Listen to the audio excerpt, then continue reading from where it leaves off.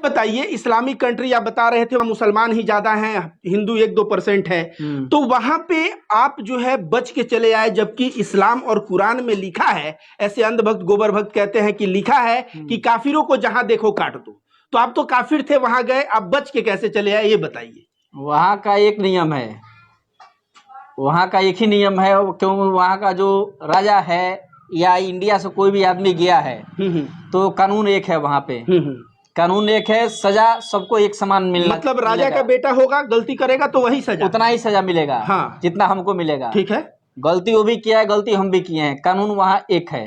तो मतलब सबके लिए एक है। सबके लिए। ये तो कानून व्यवस्था की बात हो गई कि कानून सबके लिए एक समान है, लेकिन समाज व्यवस्था, वहां के जो लोग हैं, जो मुसलमान हैं, इस्लाम धर्म के मानने वाले हैं, वो तो कहते होंगे देखो भाई रत्नेश गिरी जैसे काम कर रहा है, काफिर काम कर रहा है, इन काफिरों को जीने का हक नहीं होना चाहिए। आप लोग जब काम कर रहे होंगे तो उनके मन में ये भावना आती है कि वहां के लोगों का व्यवहार कैसा, आप बताइए। नहीं, कुछ नहीं है वहाँ। एक कानून तो एक है, मैं बता दिया। उसके बाद से वहाँ जो वहाँ के मुस्लिम लोग हैं, हाँ, यहाँ के हिंदू हो या मुस्लिम हो, हाँ, एक समान एक नज़र से लोग देखते हैं। हाँ, रोड पे काम चल रहा है, रोड लाइन में काम हो रहा है, जो भी मजदूर काम कर रहा है वहाँ पे, रोड लाइन का जो है, ठीक है, तो वो देखेगा भाई धूप हुआ है तो उसको दया जरूर आएगा। वो जा करके पानी का बोतल, खाने पीने का, बिरयानी हुआ या फल फ्रूट हुआ, कुछ ना कुछ ठंडा हुआ ला करके देगा वो। मतलब वहां का आम नागरिक अगर रोड पे काम हो रहा है तो जब गुजरता है कार से तो देखता है धूप में कोई मजदूर काम करता है तो नजदीक के दुकान से कोल्ड ड्रिंक, पानी जो है, बिरयानी, ये सब लाके जरूर पहुंचाएगा। ये क्यों पहुंचाता है? उसके दिल में दया धर्म है। दया धर्म है। तो ऐसे तो कहा जाता है इस्लाम बहुत कट्टर है, मुसलमान आतंकवादी होते हैं, जिहादी होते हैं। तो उन जिहादी और आतंकवादियों ने इस तरह का दया धर्म का कार्य दिखाया, यह तो आप जो है हमारा नजर ही पलट दिए। नहीं तो भारत में तो चल रहा है जिहादी है, आतंकवादी है, ऐसे हैं वैसे हैं। नहीं, ऐसा वहां कुछ नहीं है। दोस्तों नमस्कार, मेरा नाम रविकांत भारती है और मेरे बगल में जो शख्स बैठे हैं इस्लामिक देशों में रहे हैं और काफी तारीफ कर रहे थे इस्लामिक कंट्रीज की विकास की, नियम और कानून की। वैसे इनका नाम रत्नेश गिरी है, एक हिंदू हैं, लेकिन अंधभक्त गोबर भक्त कहेंगे कि इस्लाम के नजर में एक काफिर हैं और कुरान में लिखा है काफिरों को जहां देखो मार दो, काट दो। तो ये कैसे जो है वहां से बच के चले आए, आइए इनसे बात करते हैं। हमारे साथ हैं रत्नेश गिरी जी। तो आप बताइए कौन कौन से इस्लामिक कंट्री में आप रहे हैं? मस्कट में रहे हैं, ओमान में। मस्कट में रहे हैं, ओमान में रहे हैं और दुबई में रहे हैं। कितने साल रहे होंगे आप? 2 साल रहे हैं मस्कट में और 1.5 साल रहे हैं दुबई में। ये बताइए, इस्लामिक कंट्री आप बता रहे थे वहां मुसलमान ही ज्यादा हैं, हिंदू 1-2% है, तो वहां पे आप जो है बच के चले आए, जबकि इस्लाम और कुरान में लिखा है, ऐसे अंधभक्त गोबर भक्त कहते हैं कि लिखा है कि काफिरों को जहां देखो काट दो। तो आप तो काफिर थे, वहां गए, आप बच के कैसे चले आए, ये बताइए। वहाँ का एक नियम है, वहाँ का एक ही नियम है, क्यों वहाँ का जो राजा है या इंडिया से कोई भी आदमी गया है तो कानून एक है वहाँ पे। कानून एक है, सजा सबको एक समान मिलना। मतलब राजा का बेटा होगा, गलती करेगा तो वही सजा, उतना ही सजा मिलेगा। हाँ, जितना हमको मिलेगा। ठीक है, गलती वो भी किया है, गलती हम भी किए हैं, कानून वहाँ एक है। तो मतलब सबके लिए एक है। सबके मान लीजिए कि मुसलमान किसी हिंदू को मारता है तो वहां पे कानून हिंदू मुसलमान दोनों के लिए एक है। राजा और गरीब सबके लिए एक है। तो इनकी बातें आप ध्यान से सुने दोस्तों। कहा जाता है कि इंसाफ बहुत बड़ी चीज होती है और जहां इंसाफ होता है वहां गरीब अमीर, अलग अलग धर्म के लोग, अलग अलग भाषा के लोग जो है अच्छे से जिंदगी जी सकते हैं सुरक्षित ढंग से। तो इनका बात सुना आपने, वहां पे लॉ एंड ऑर्डर, कानून व्यवस्था सबके लिए एक समान है। तो ये तो कानून व्यवस्था की बात हो गई कि कानून सबके लिए एक समान है, लेकिन समाज व्यवस्था, वहां के जो लोग हैं, जो मुसलमान हैं, इस्लाम धर्म के मानने वाले हैं, वो तो कहते होंगे देखो भाई रत्नेश गिरी जैसे काम कर रहा है, काफिर काम कर रहा है, इन काफिरों को जीने का हक नहीं होना चाहिए। आप लोग जब काम कर रहे होंगे तो उनके मन में ये भावना आती है कि वहां के लोगों का व्यवहार कैसा, आप बताइए। नहीं, कुछ नहीं है वहाँ। एक कानून तो एक है, मैं बता दिया। उसके बाद से वहाँ जो वहाँ के मुस्लिम लोग हैं, हाँ, यहाँ के हिंदू हो या मुस्लिम हो, हाँ, एक समान एक नज़र से लोग देखते हैं। हाँ। उसके बाद से जैसे स्कूल में काम चल रहा था, ठीक है, स्कूल में तो हम लोग को 5 बजे छुट्टी होता था, ठीक है, तो लेडीज वहाँ के हुई या जेंट्स हुआ, कोई भी बड़े बड़े सब आदमी हैं, हाँ, उधर से गाड़ी से आते थे, फल फ्रूट, पेप्सी, पानी का बोतल, सारा सामान लेकर के। अब हम लोग गेट से निकलते तो वहाँ सब एक एक थैली भरा हुआ था, देते थे सबको एक। तो मतलब कि कोई कंपनी के मालिक नहीं थे, वे लोग अनजाने व्यक्ति जो रोड से जा रहे हैं, देख रहे हैं आप लोग काम कर रहे हैं, आप लोगों को दे रहे हैं। हाँ, जैसे वहाँ रोड पे काम चल रहा है, रोड लाइन में काम हो रहा है, जो भी मजदूर काम कर रहा है वहाँ पे, रोड लाइन का जो है, ठीक है, तो वो देखेगा भाई धूप हुआ है तो उसको दया जरूर आएगा, वो जा करके पानी का बोतल, खाने पीने का, बिरयानी हुआ या फल फ्रूट हुआ, कुछ ना कुछ ठंडा हुआ ला करके देगा वो। मतलब वहां का आम नागरिक अगर रोड पे काम हो रहा है तो जब गुजरता है कार से तो देखता है धूप में कोई मजदूर काम करता है तो नजदीक के दुकान से कोल्ड ड्रिंक, पानी जो है, बिरयानी, ये सब लाके जरूर पहुंचाएगा। ये क्यों पहुंचाता है? उसके दिल में दया धर्म है। दया धर्म है। तो वैसे तो कहा जाता है इस्लाम बहुत कट्टर है, मुसलमान आतंकवादी होते हैं, जिहादी होते हैं।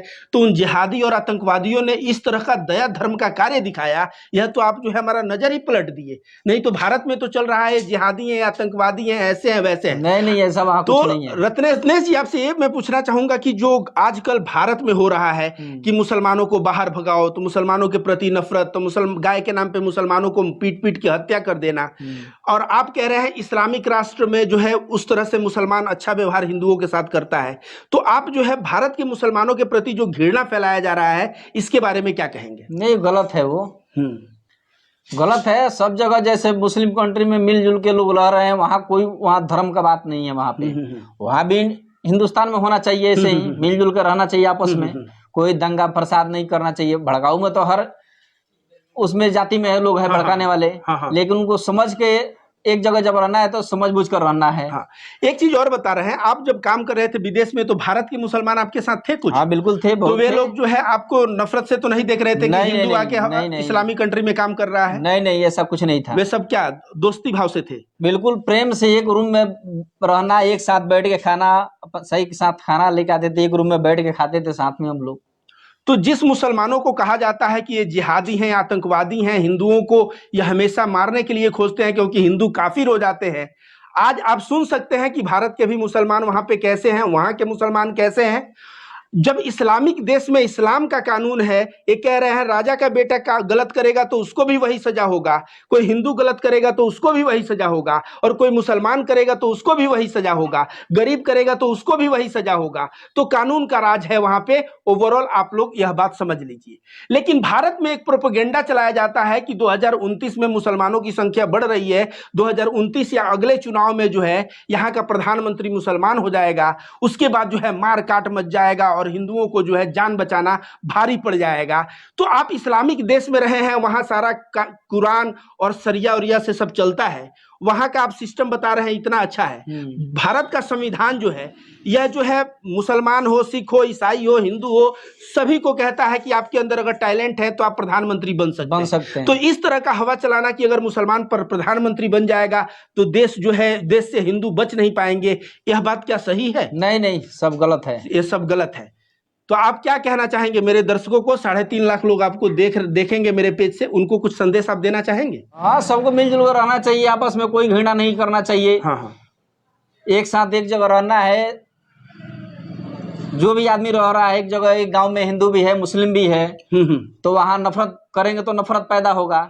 इसलिए नफरत से कोई फायदा है नहीं। मिलजुल के वहाँ रहना है हम लोगों को, एक जगह रहना है। ना वो लोग कहीं जा सकता है ना हम लोग कहीं जा सकते हैं। रत्नेश जी, आपसे थोड़ी देर पहले बात हो रहा था तो आप बता रहे थे कि वहां पे मंदिर बन रहा है, तो इस्लामिक देश है, जिहादी, आतंकवादी और मुसलमानों को क्या कहा जाता है, और वो लोग वहाँ मंदिर बनाने दे रहे हैं। क्यों नहीं, मंदिर बनाने दे रहे हैं। बिल्कुल काम कर। कहाँ पे बना है मंदिर? आप जवाहरलाल में काम बन रहा है, मंदिर बन के फाइनल हो गया है। वहाँ पे आप काम किए हैं? काम किए हैं 2.5 महीने। उसके बगल में गुरुद्वारा है, गुरुद्वारे में प्रसाद मिलता था। हम लोग डेली सुबह प्रसाद लेके आते थे। फिर 4 बजे शाम को भी प्रसाद मिलता था। खाते थे। जो भी वहाँ के पंजाबी हर जगह से इंडिया से गया है, वहाँ का प्रसाद लेके जाता था, हम लोग भी प्रसाद लेके आते थे दोनों टाइम में। और वहाँ मंदिर भी बन रहा है। मंदिर बन के ओके हो गया है। ओके हो गया 2.5 महीने हम लोग काम किए। वहाँ पे मस्जिद तो होगा ही, अब गुरुद्वारा भी बन गया, मंदिर भी हो गया। मस्जिद थोड़े दूर पे है, लेकिन वहाँ क्रिश्चियन का भी जो मंदिर होता है उनका, वो भी है। मतलब 4-5 मंदिर है वहाँ पे। तो मतलब कि सभी धर्म का सम्मान वहाँ पे अब हो रहा है। तो जैसे कि इन्होंने बताया कि वहाँ चर्च है, वहाँ गुरुद्वारा बगल में है, वहाँ मंदिर है और कुछ दूर पे मस्जिद भी है। तो दोस्तों आप लोगों को मैं बता दूं, जो भी देश समृद्ध होता है, चाहे वह इस्लामिक कंट्री हो गया, चाहे अमेरिका हो गया, चाहे सिंगापुर हो गया, चाहे इंग्लैंड हो गया, वह हर एक धर्म का सम्मान करता है और वही चीज वहाँ पे हो रहा है।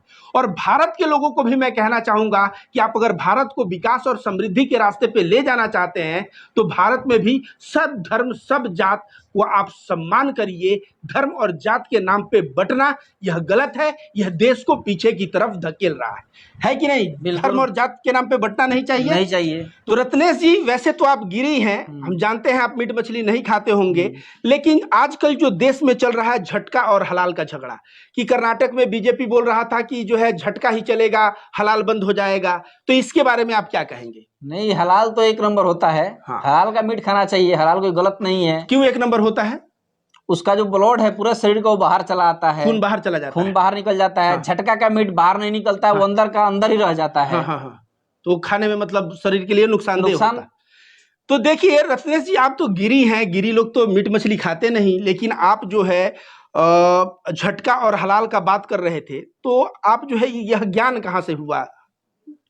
कहाँ से हुआ? लोग बात करते हैं, देखते हैं, सुनते हैं।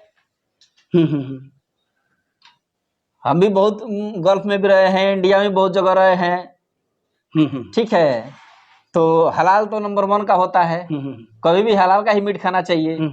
झटका का मीट तो बहुत लोग कम खाने के लिए लोग खाते हैं, लेकिन बहुत कम खाते हैं।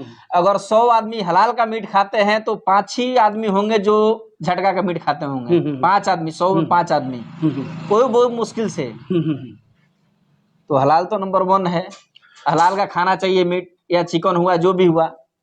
तो दोस्तों, ये थे हमारे साथ रत्नेश गिरी। इन्होंने क्या क्या बातें बताया, मैं थोड़ा फोकस कर देता हूं। पहला बताया कि ये जो विदेश में गए हैं इस्लामिक राष्ट्र, वहां मुसलमान ज्यादा थे, लेकिन वहां कानून का राज है। वहां किसी भी धर्म, किसी भी जाति, किसी भी भाषा के लोग अगर गलती करेंगे तो सजा सबके लिए एक है। इतना ही नहीं, अगर गरीब गलती करे और राजा का बेटा गलती करे तो सजा सबके लिए एक है। इसके अलावा इन्होंने बताया कि अगर सड़क के किनारे से कोई अरबी जा रहा है और देख रहा है कि कोई कार्य कर रहा है धूप में, तो उसके दिल में दया धर्म आता है और वह तुरंत नजदीकी दुकान पे पहुंचता है, बिरयानी, कोल्ड ड्रिंक और पानी लेके उन मजदूरों को देने आता है। तो एक तरह से उसके बाद इन्होंने बताया भारत के मुसलमान जो वहां होते हैं वो हिंदुओं से बहुत मिल के प्रेम भाव से रहते हैं। और इसके बाद इन्होंने हलाल और झटका की बात की। तो ओवरऑल दोस्तों, जिस तरह से देश में हिंदू मुस्लिम और जिस तरह दंगा फसाद कराने का प्रयास किया जाता है और इस्लाम को बदनाम करने का प्रयास किया जाता है, जबकि सभी धर्म जो है प्रेम सद्भाव सिखाते हैं और सभी धर्म अच्छाई सिखाते हैं, तो कोई भी धर्म गलत नहीं होता। और हम लोग रत्नेश जी के माध्यम से जान पाए कि इस्लामिक कंट्री में कितना अत्याचार है हिंदुओं के ऊपर, यह हम लोग जान पाए इस वीडियो के माध्यम से। धन्यवाद।